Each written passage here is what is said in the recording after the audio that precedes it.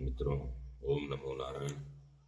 Network की problem की वजह से लाइव नहीं हो पा रहा हूँ, इसलिए मैं वीडियो बना करके अगला इस अध्याय का अगला भाग मैं आप लोगों के सामने प्रस्तुत कर रहा हूँ, पढ़ के सुना रहा हूँ। उसे आप लोग कृपया ध्यानपूर्वक सुनिए और श्रवण कीजिए। ओम नमो नारायण, ओम नमः शिवाय, ओम परमेश्वर महादेवाय, ओम दुम दुर्गाय नमः। उस समय गायत्री का इस प्रकार ध्यान करें। ये भगवती गायत्री साक्षात भगवान शंकर के आधे शरीर में वास करने वाली हैं। उनके 5 मुख और 10 भुजाएं हैं। 15 नेत्रों से प्रकाशित होती हैं।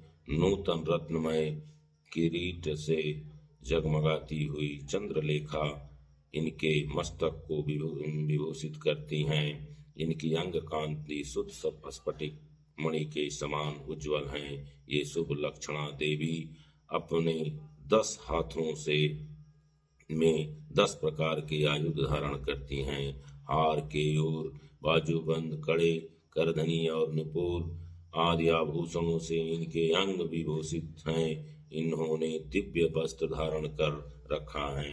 इनके सभी आभूषण रत्न निर्मित हैं। विष्णु, ब्रह्मा, देवता, ऋषि तथा गंधर्वराज और मनुष्य ही सदा इनका सेवन करते हैं। ये सर्वव्यापिनी शिवा सदाशिव देव की मनोहारिणी धर्मपत्नी हैं। संपूर्ण जगत की माता, तीनों लोकों की जननी, त्रिगुणमयी, त्रिगुणा तथा अजन्मा है। इस प्रकार गायत्री देवी के स्वरूप का चिंतन करते हुए शुद्ध बुद्धि वाला पुरुष ब्राह्मण तत्व आदि प्रदान करने वाली अजन्मा आदि देवी त्रिपदा गायत्री जप करें। गायत्री व्याहृतों में से उत्पन्न हुई हैं और इन्हीं में लीन होती हैं। व्याहृतियां प्रवण से प्रकट हुई हैं और प्रवण में ही लय को प्राप्त होती हैं। प्रवण संपूर्ण वेदों का आदि हैं। वह शिव का वाचक, मंत्रों का राजाधिराज, महाबीज स्वरूप और श्रेष्ठ मंत्र हैं। शिव प्रवण हैं और प्रवण शिव कहा गया है, क्योंकि वाच्य और वाचक में अधिक भेद नहीं होता। इसी महामंत्र को काशी में शरीर त्याग करने वाले जीवों के मरण काल में उन्हें सुनाकर भगवान शिव परम मोक्ष प्रदान करते हैं। इसलिए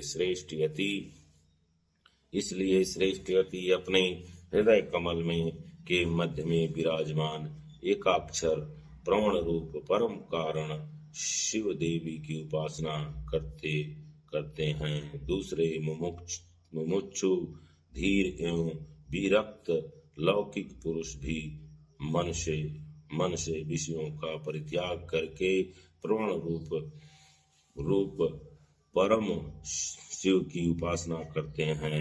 इस प्रकार गायत्री का शिववाचक प्रवण में लय करके हम वृक्षस्य रेरिवा इन अनुवाक का जप करें।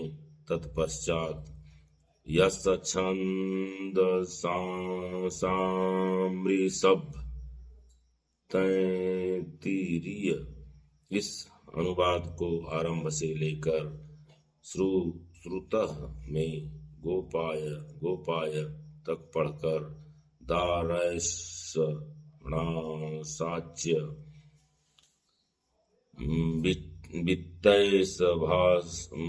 वित्तैषणावास्य लौकेशणावाच्य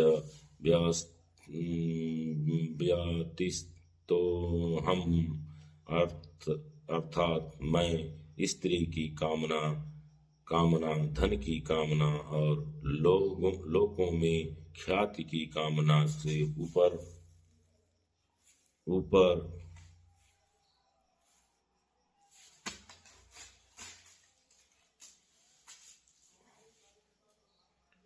ऊपर उठ गया हूँ। मुने इस वाक्य का मंद, मध्य और उच्च स्वर से क्रमशः 3 बार उच्चारण करें।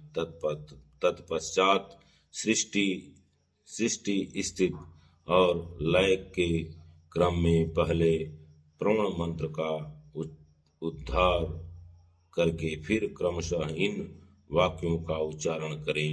ओम भुवः सन्नयस्तमया, ओम भुवः सन्नयस्तमया, ओम सुवः सन्न्यस्तमया, ओम भुवः सुवः सन्न्यस्तमया। इन वाक्यों का मंद, मध्यम और उच्च स्वर से हृदय में सदाशिव का ध्यान करते हुए सावधान चित्त से उच्चारण करें। तदंतर अभय सर्वभूतेभ्यो मतः स्वाहा, मेरी ओर से सब प्राणियों को अभय दान दिया गया, ऐसा कहते हुए पूर्व दिशा में एक अंजलि जल छोड़ दें। इसके बाद शिखा के शेष बालों को हाथ से उखाड़ डालें और यज्ञोपवीत को निकालकर जल के साथ हाथ में ले इस प्रकार कहें।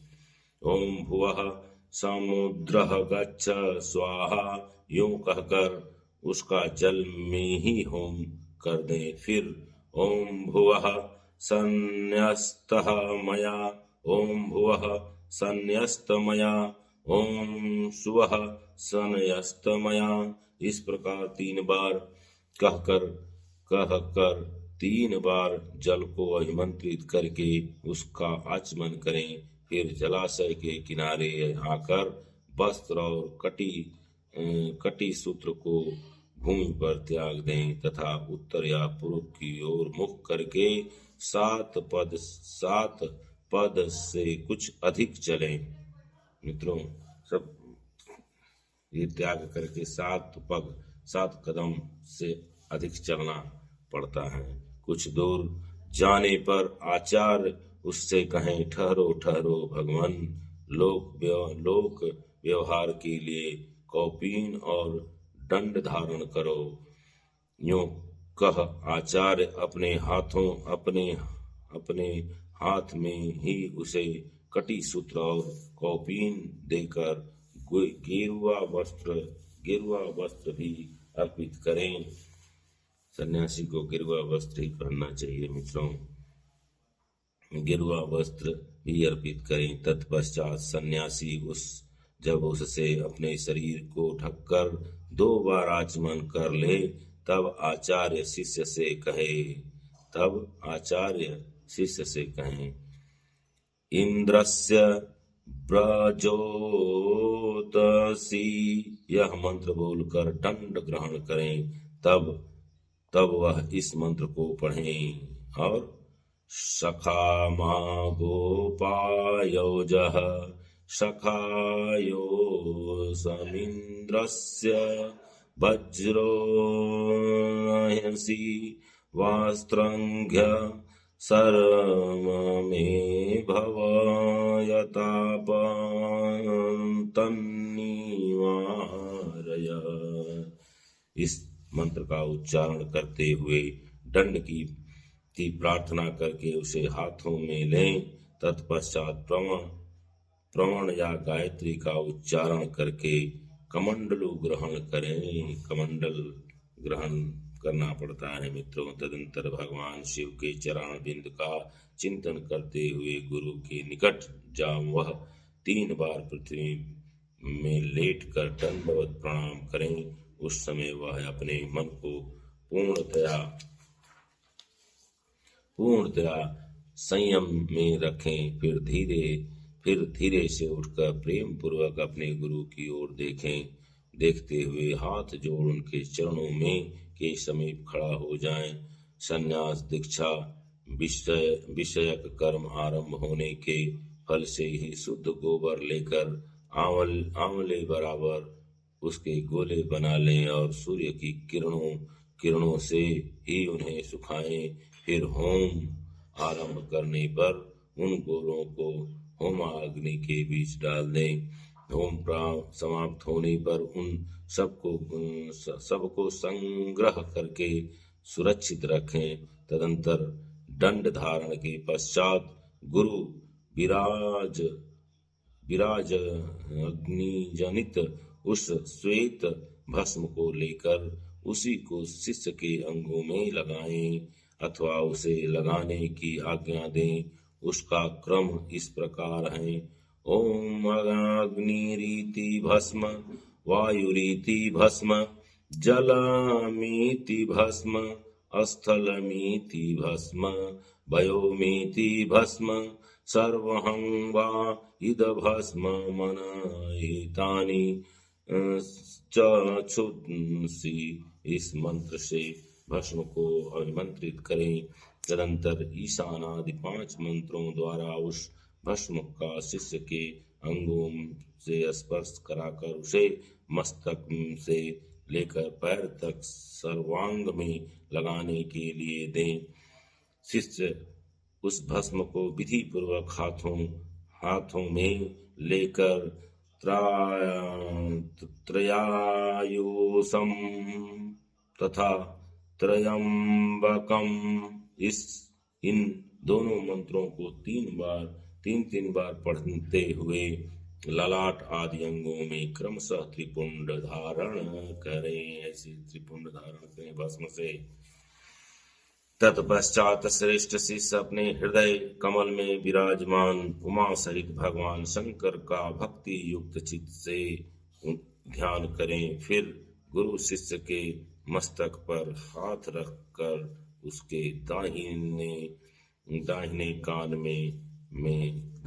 कान में ऋषि छंद और देवता सहित प्रण का उच्चारण करें। उसके बाद कृपया करके प्रण के अर्थ का भी शोध कराएं। श्रेष्ठ गुरु को चाहिए कि वह प्रण के 6 प्रकार के अर्थ का ज्ञान कराते हुए उसके 12 भेदों का उपदेश दें। तत्पश्चात शिष्य दंड की भांति पृथ्वी पर पड़कर गुरु को साष्टांग प्रणाम करें और सदा उनके अधीन रहें। उनकी आज्ञा के बिना दूसरा कोई कार्य न करे।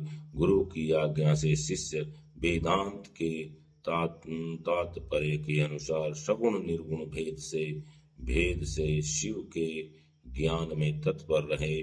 गुरु अपने उसी शिष्य के द्वारा श्रवण मनन और निधि ध्यान पूर्वक जप के अंत में प्रातः काल की आदि नियमों का अनुष्ठान करावें।